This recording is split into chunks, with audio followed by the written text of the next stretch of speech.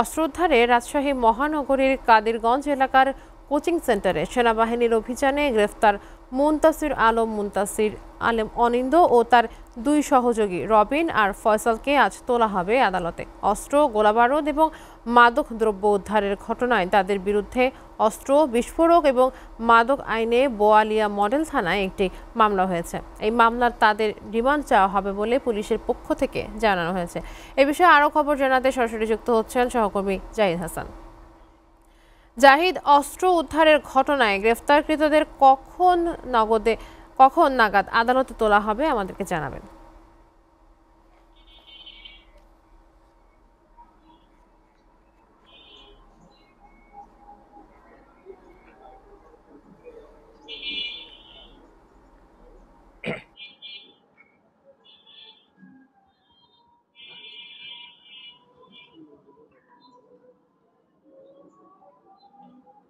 নওশীন, আপনি যেমনটি জানিয়ে আসছেন যে গতকালকে প্রায় 14 ঘন্টা ব্যাপী চলমান অভিযান, এই অভিযানে মানে মাদকদ্রব্য এবং অস্ত্র আটকের পাশাপাশি যে গ্রেপ্তারকৃতদের আজকে দুপুর 12টার দিকে, যেটা পুলিশের পক্ষ থেকে বলা হয়েছে যে তাদের আদালতে প্রেরণ করা হবে এবং ঠিক তার পাশাপাশি তাদেরকে অস্ত্র উদ্ধারের জন্য জামিনের আবেদন করা হবে।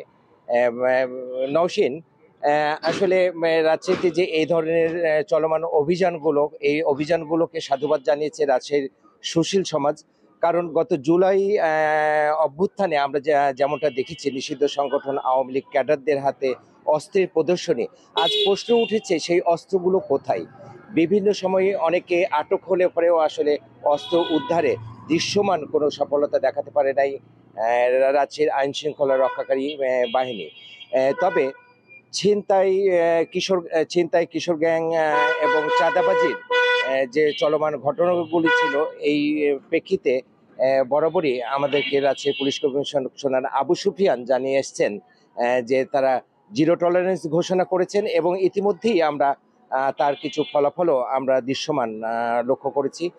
কারণটা হচ্ছে যে চাঁদাবাজি কেন্দ্রিক যে মব জাস্টিসগুলো, মব সৃষ্টি হতে যাচ্ছে মহানগরীতে, এই জিনিসগুলো কিছুটা হলে পরেও হোঁচট খেয়েছে। এখন রাজশাহী মহানগরীর সাধারণ মানুষ, সুশীল সমাজ, তারা চাচ্ছেন যে নির্বাচনের আগে এই অস্ত্র উদ্ধারের অভিযানগুলো চলমান থাকুক এবং তারা দৃশ্যমান সফলতা দেখতে চাই আইন শৃঙ্খলা রক্ষাকারী বাহিনীর। নওশীন, গতকালকের অভিযান সম্পর্কে এবং রাজশাহীর মোটামুটি আইন শৃঙ্খলা পরিস্থিতি সম্পর্কে এখন পর্যন্ত এই ছিল আমার কাছে তথ্য। আগামীতে নতুন আপডেট থাকলে আমরা আবারও সেটা জানানোর চেষ্টা করব।